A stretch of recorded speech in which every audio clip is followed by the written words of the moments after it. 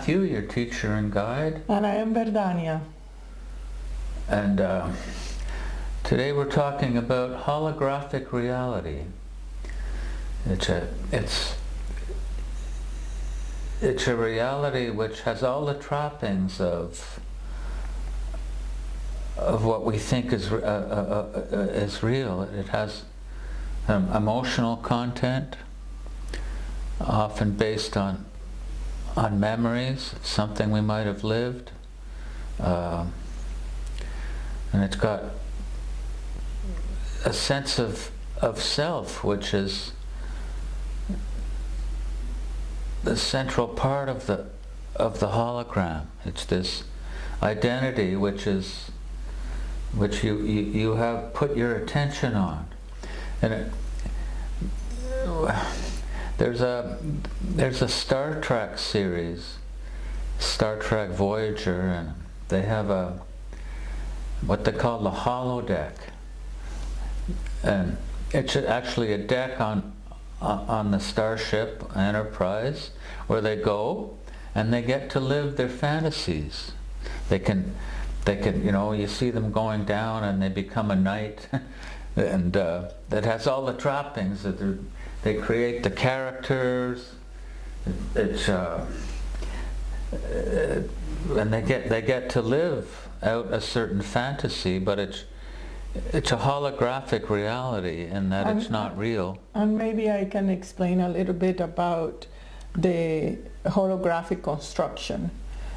When you realize that in your body you have all the memories that you have collected 6,000 years ago, 200 years ago, anything that is experiential, your body have information, and that could be at different levels. It could be at the personal level, it could be at your family clan, it could be at the planetary level, but your body is so full of information, and that information is memories.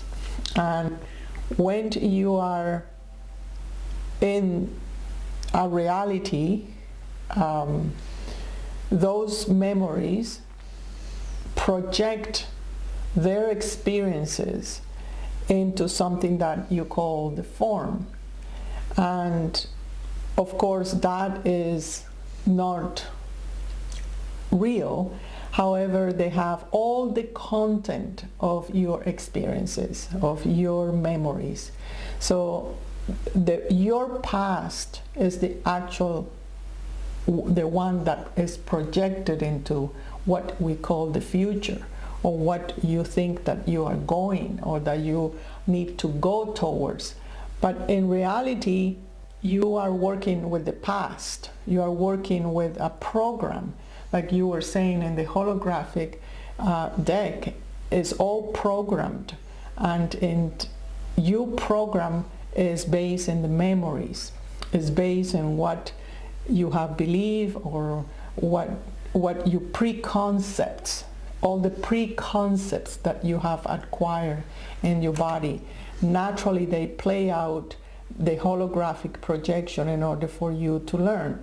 So it's very valid, that law of feedback that you give to yourself. So, and that is an interesting part, because you are interacting with your past that have not been completely acknowledged or integrated. Yeah, well, it's the sense of past, of course, isn't real either, because it's all happening now. Our focus is now. In order to convey this understanding, let's relate this experience we just had recently with someone, and they had been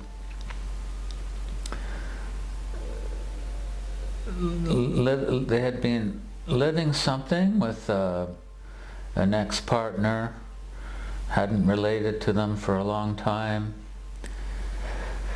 and as she was speaking with him, the charge came back. This charge came back of probably from the moment, where they separated, and she got the message that she wasn't a good woman, that she was a bad mother, and all that charge was still there, and it'd been like 20 years or whatever. The body have the memory of. The body had the memory, and she said she had no charge with her ex at all, but her body was shaking,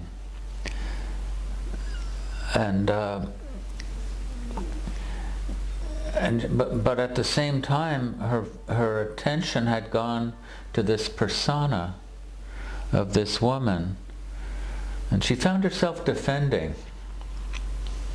a certain position where she mistrusted the ex.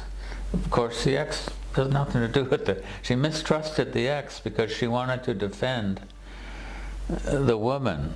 Well, and we need to be clear that the projected idea that I am not a good woman is very valid as a character in the holodeck. It is something that person have created in order to see what kind of power is in that woman. So it is something that we need to understand. It's like so let's get back to this experience with this person. She found herself defending. She was shaking. Her body was shaking. Memory. She was defending that persona of the bad woman. She didn't want to live that again. The bad mother and so on. She found herself defending it. And with the eye of the oracle, I saw two things. The first one, she was navigating in water, like swimming on her belly, and it was all below the water. It was like the water was clear, but it was like a swamp, and there were demons down there and squirmy serpent things, and she was navigating that, and then she thought, no, this I can't be living this again. So then she took another position where she had metaphorical wings, where she was like a fairy hovering above it. But each is just a position. Each vision represented an energetic position she was taking. Just not to acknowledge or that pain that I am a bad woman or. Yeah, and and I said, well, they're both just positions, and they're both not real. You're defending this persona, which is not real. But always when we're defending a position, it's because we're afraid of something. We're afraid of being seen. We're afraid of taking our power. So she was actually using this hologram. She was using the persona of the bad woman. She was of the bad mother, and she was having to defend that in order to not live the woman who's in her power. You see that. So she was using this holographic reality as an excuse to not be a woman in her power, a woman, and to be fully seen, and the consequences of that. So it was all just an excuse. And I saw the hologram. This was very, very telling, because at one point, as she realized what was really going on, the hologram became visible. And it was down around, it was a thin band, right around her power, between the power and emotions. It was a thin band that she had been living in. And that became visible, of course, when she was realizing it. It wasn't visible initially because all that could be seen was like her head into that hologram. You know what I mean? So the hologram, that holographic reality was generated by her fear of not wanting to be in her full power. It was a convenient identification. Yeah, so she had created it. And of course, you know, psychologically it's a trauma from the past, and you know, you have to heal it in the body and so on, but we're dealing with something on another level, you know. We're looking at it from a much different perspective here. And in a sense, all our personas in life are holograms. But when we're so immersed in them, that's our reality, that's our life, you know.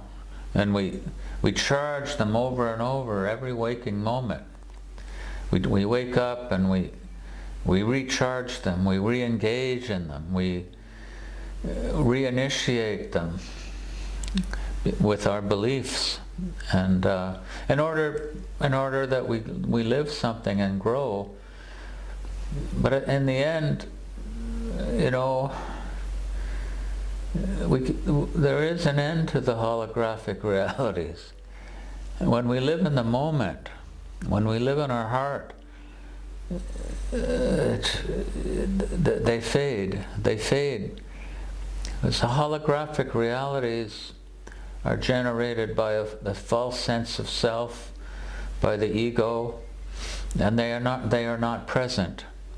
We cannot, the present and the ego cannot coexist. The presence of the heart and the ego cannot coexist. It's one or the other. So if someone is sensitized to being in the moment, to living in the moment, when you have such an experience where you regress into a hologram, it's like, whoa, something's really not right. I'm not in the moment, I'm not in my heart. And then you realize, yeah, this is the way this is what people mistake as being life, a life, you know, and taking a position, defending a position. It's all on the holodeck, you know, and it ends. It can end like that when we stop generating it. Well, and it's also part of being conscious, knowing that it's inevitable that you are on earth and that you are in form and that you need to play out.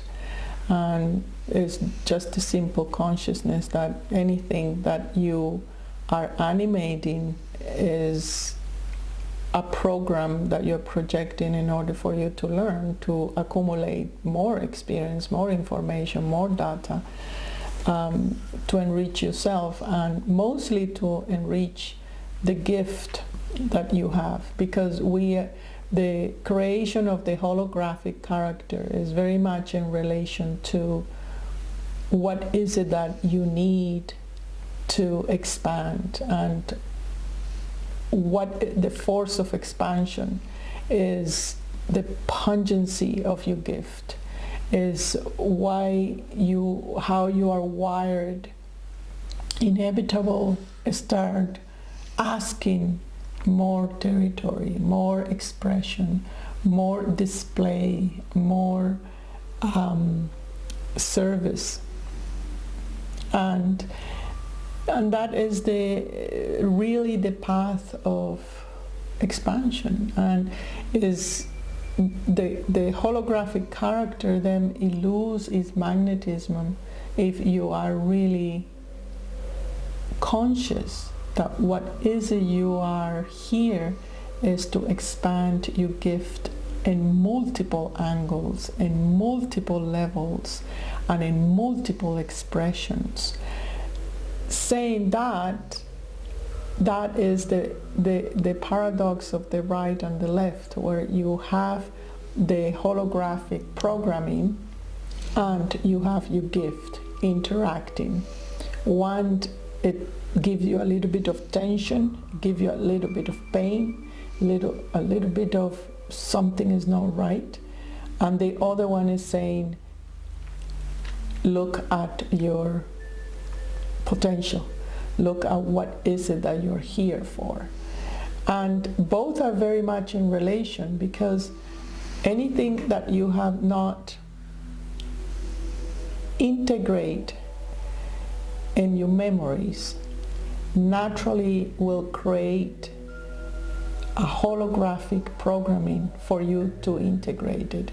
For example, the woman that we are putting an example or learning from, she did not finish the integration that women are powerful, or that woman can't create or be in command or express its wisdom.